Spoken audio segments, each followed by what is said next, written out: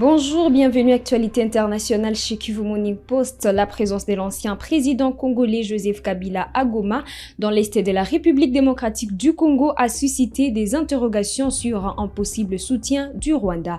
Dans un entretien accordé à Jeune Afrique, le président rwandais Paul Kagame a clarifié sa position. Il a souligné que la libre circulation de Kabila via le territoire rwandais ne constitue aucun cas en soutien politique de Kigali. Those the presence of former President Kabila in Goma indicates that he got a green light from your government. How close is he to you and of the Rwandan authorities? I would be happy to ensure that those who want to come and be part of the Eastern Congo that belong there or belong to Congo and want to be part of the struggle to get a stable Congo, I would welcome them.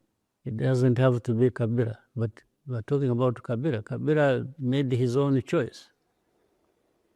His own choice of how he has his problems. You know how the current government has been running after him or has prosecuted him or has to death or maybe taken over some of his assets or whatever they did. So how does this person say he wants to confront this situation in his country and I refuse him passage? What sense would it make?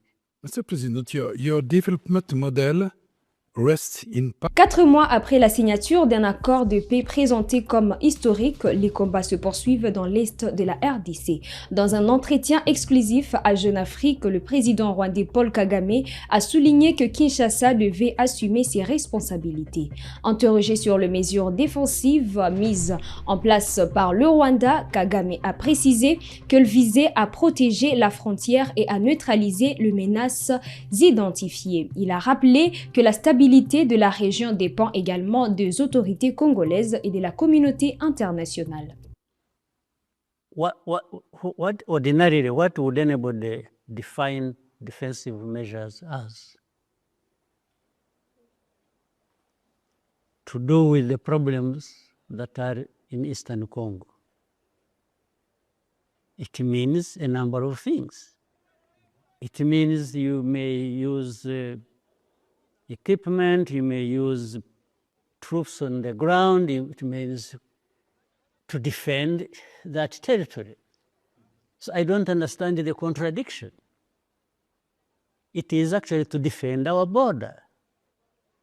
So if I'm defending my border, one morning I'm in 5 kilometers or 10 or 20 because of what I identified as a threat.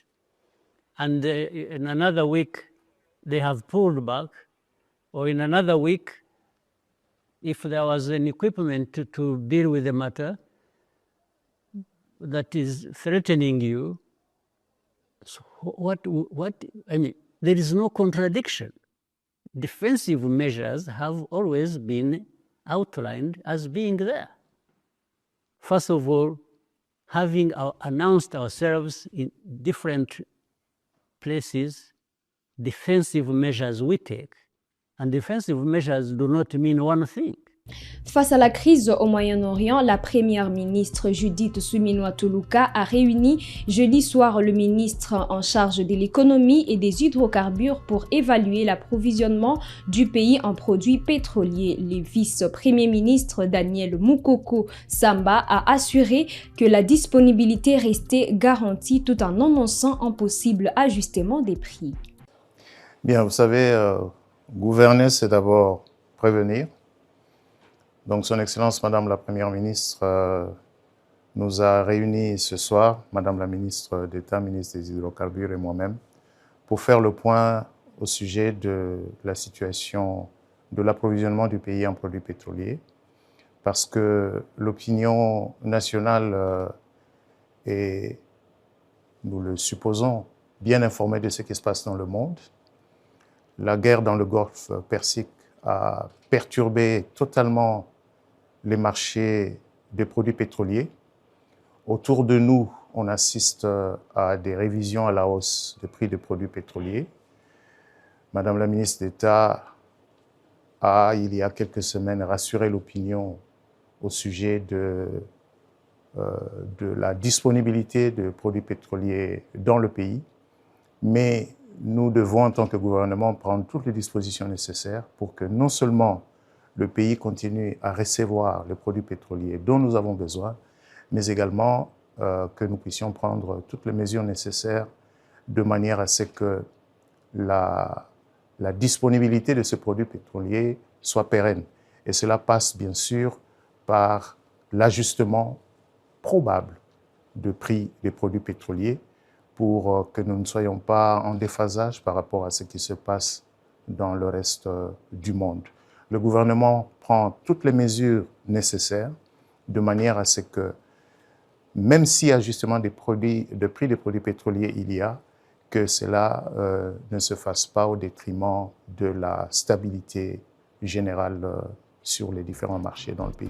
Emmanuel Macron a réagi jeudi aux critiques formulées par Donald Trump sur l'Iran et à ses menaces contre l'OTAN. Le président français a déploré que son homologue américain dise chaque jour le contraire de ce qu'il a affirmé la veille. Il a également qualifié d'inélégant le commentaire de Donald Trump concernant le couple présidentiel français. Le président américain avait affirmé mercredi que Brigitte Macron traite extrêmement mal son mari, ajoutant qu'Emmanuel Macron s'est remis encore du coup de poing qu'il a pris dans la mâchoire.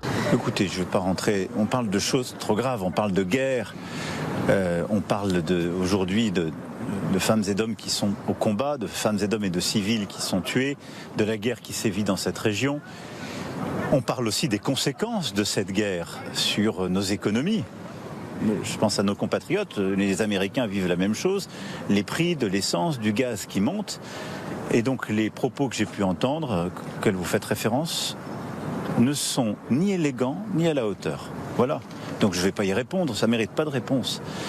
Ce qu'il faut faire, c'est agir pour la désescalade, pour un cessez-le-feu, pour la reprise de négociations qui seules peuvent régler en profondeur ce qui se joue dans la région et qui est important pour la stabilité de tous nos partenaires et de nous tous, et pour la reprise aussi d'une libre circulation et la reprise des échanges économiques dont nous avons besoin, parce qu'aujourd'hui, ce sont nos compatriotes, c'est nous tous qui sommes les victimes des conséquences de cette guerre. Écoutez, je ne vais pas rentrer, on parle de choses trop graves, on parle de guerre, on parle aujourd'hui de femmes et d'hommes qui sont au combat, de femmes et d'hommes et de civils qui sont tués, de la guerre qui sévit dans cette région. On parle aussi des conséquences de cette guerre sur nos économies. Je pense à nos compatriotes, les Américains vivent la même chose, les prix de l'essence, du gaz qui montent. Et donc les propos que j'ai pu entendre, auxquels vous faites référence, ne sont ni élégants ni à la hauteur. Voilà. Donc je ne vais pas y répondre, ça ne mérite pas de réponse.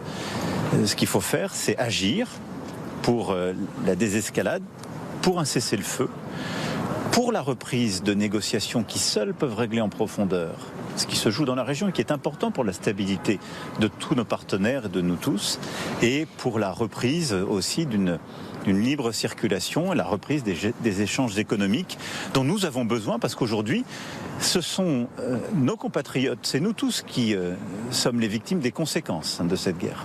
Écoutez, je ne vais pas rentrer, on parle de choses trop graves, on parle de guerre, on parle aujourd'hui de femmes et d'hommes qui sont au combat, de femmes et d'hommes et de civils qui sont tués, de la guerre qui sévit dans cette région.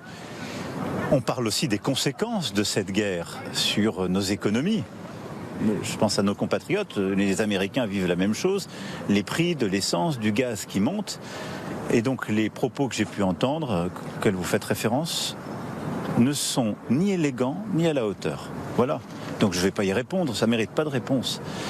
Ce qu'il faut faire, c'est agir pour la désescalade, pour un cessez-le-feu, pour la reprise de négociations qui seules peuvent régler en profondeur ce qui se joue dans la région et qui est important pour la stabilité de tous nos partenaires et de nous tous, et pour la reprise aussi d'une d'une libre circulation et la reprise des échanges économiques dont nous avons besoin parce qu'aujourd'hui, ce sont nos compatriotes, c'est nous tous qui sommes les victimes des conséquences de cette guerre. Ainsi s'achève cette actualité internationale chez Kivu Morning Post. Merci à vous de nous avoir suivis du début à la fin. On s'est fixé rendez-vous pour les prochaines actualités. Au plaisir.